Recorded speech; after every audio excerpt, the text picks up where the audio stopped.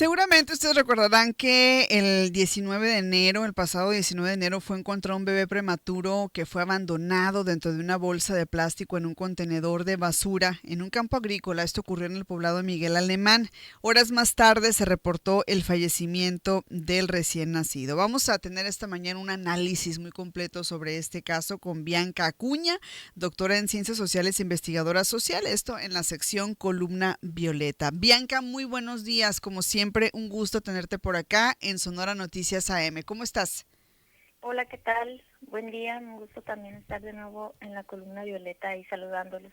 Gracias, un caso muy lamentable, muy triste. Bianca, cuéntanos, hay muchas aristas y mucho que decir de este tema, ¿eh? Sí, sin duda ha sido un caso que ha consternado a toda la sociedad, Ujú. ¿no? Por lo que ha implicado cuando pensamos en que un hecho, un delito así tan crudo lastima, en este caso la vida de un menor, pues la sociedad se, se como que son esos momentos en los que uno se cuestiona qué es lo que está ocurriendo, ¿no? Y yo creo que las primeras cosas que empezamos a escuchar cuando supimos del caso fueron reiteradamente las acusaciones a la madre, ¿no? Como el como el voltear la atención hacia, en este caso, pues la mujer que dio a luz, ¿no? Y poco o nulo a veces nos ponemos o nos detenemos a ver qué fue lo que ocurrió para que, o sea, la idea que teníamos para que esta mujer terminara haciendo esto, ¿no? Ujú. Pero bueno, y ahora tenemos un poco más de información, sabemos que hubo ahí una serie de coerción, manipulaciones, etcétera, del progenitor hacia la mujer, ¿no? Sabemos algunas características de esta persona, de la chica.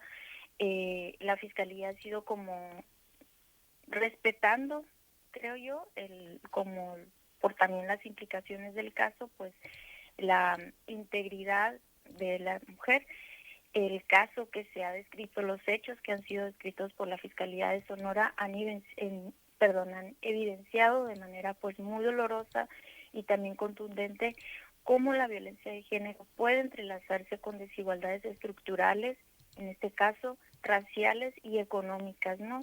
Eh, no se trata,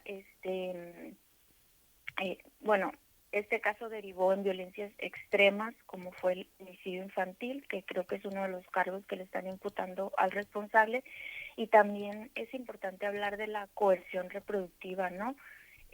No se trata de un hecho criminal individual, sino que es importante que situemos este caso en el contexto en el que ocurrió, porque el contexto permite que ciertas mujeres, ya hemos hablado de un poco de esto en otros espacios, principalmente mujeres indígenas, mujeres migrantes, mujeres que están aisladas, mujeres que viven en pobreza o pobreza extrema, pues son colocadas en escenarios donde sus decisiones, su autonomía, su integridad física, pues están profundamente vulneradas, ¿no? Oye, Bianca, ¿qué es La, esto de la coerción reproductiva? Si nos puedes comentar. sí, justamente para allá quería ir, pues la Ajá. coerción reproductiva es una forma de violencia que busca controlar el cuerpo, las decisiones y los proyectos de vida de las mujeres.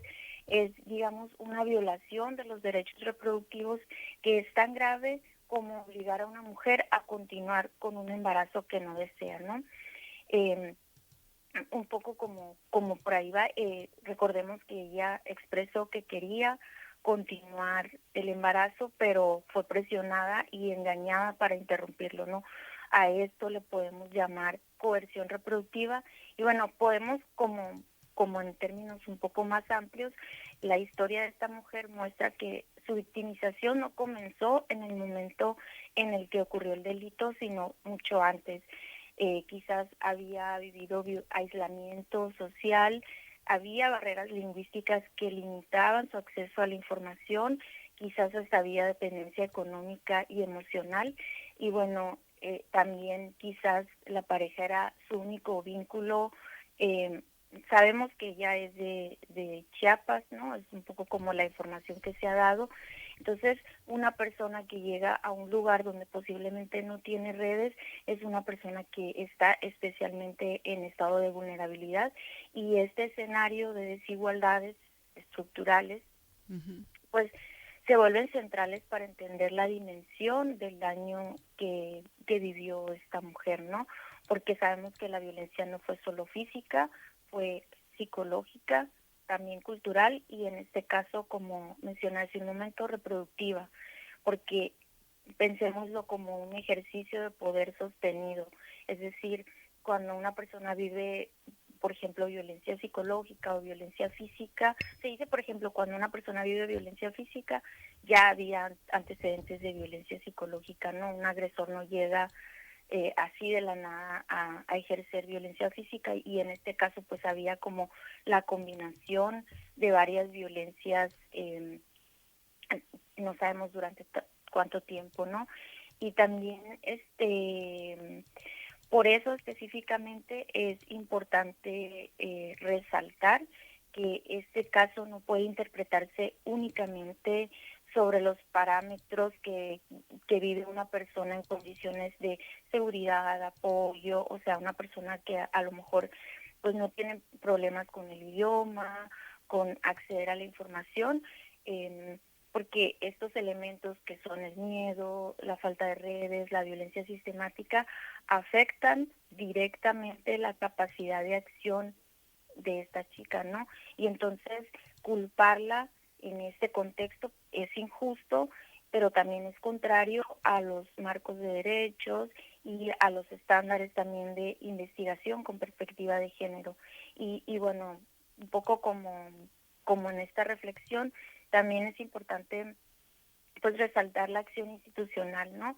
Fue muy relevante porque en el comunicado que han enviado con la información que tenemos hasta el momento, se señala que se activaron protocolos con perspectiva de género e interculturalidad, y esto es indispensable, fue indispensable porque se trata de una mujer indígena que, como he mencionado, enfrenta no solo la violencia de género, que ya lo vimos, ¿no?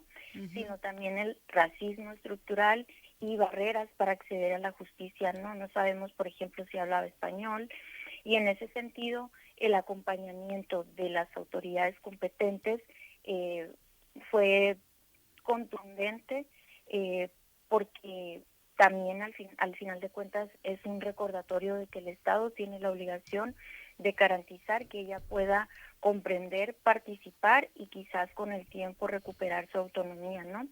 Ujú. Al final de cuentas, un poquito como para ir redondeando, este caso debe movernos a reflexionar sobre la situación que viven miles de mujeres que están en estos contextos de vulnerabilidad, ¿no? Ya sabemos quienes vivimos sobre todo en la capital del estado, en cerca de estas zonas, y no es la única en el estado, pues que las mujeres, las personas, pero específicamente las mujeres, pues viven en condiciones eh, grandes de vulnerabilidad, donde posiblemente no tengan acceso a servicios, acceso al derecho a la salud, y posiblemente también se encuentren con redes de apoyo limitadas, y esto las expone o crea condiciones para que vivan violencias extremas, como es este caso, ¿no? Ujú. Como dije, no es un caso aislado, es un síntoma de las desigualdades históricas que siguen poniendo en riesgo la vida de las mujeres y de sus hijas e hijos, ¿no? Ujú. Como Y aquí dices, al sí, final de claro. Ujú. cuentas, sí, sí, Sí. ya nomás para cerrar, la justicia no solamente implica procesar al agresor, que pues obviamente ahí hay algo importante que tiene que pasar, ¿no? Pero también implica eso, visibilizar las condiciones estructurales que permiten que estos hechos ocurran y sigan ocurriendo. No es el primer caso de una mujer indígena que vive en condiciones de vulnerabilidad, que quizás tiene problemas con el idioma, que vive situaciones de violencia extrema, y que al final de cuentas nos conmocionamos como sociedad, culpamos, a veces señalamos, a veces sin tener suficiente información, pero no nos detenemos como a reflexionar un poco más allá, ¿no? Es importante complejizar reflexionar y ver que cómo se puede un poco disminuir quizá, ¿no?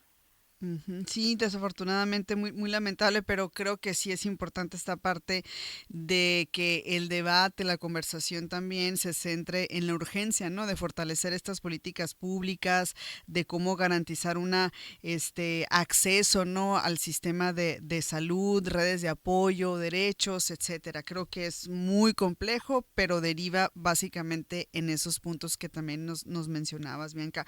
Muchas gracias por compartirnos este análisis.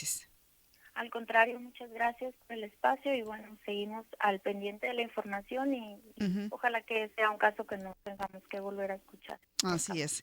Gracias a Bianca Acuña, doctora en Ciencias Sociales e investigadora social, esta mañana en la sección Columna Violeta. Son las 8:14. Vamos a mensajes, regresamos en breve.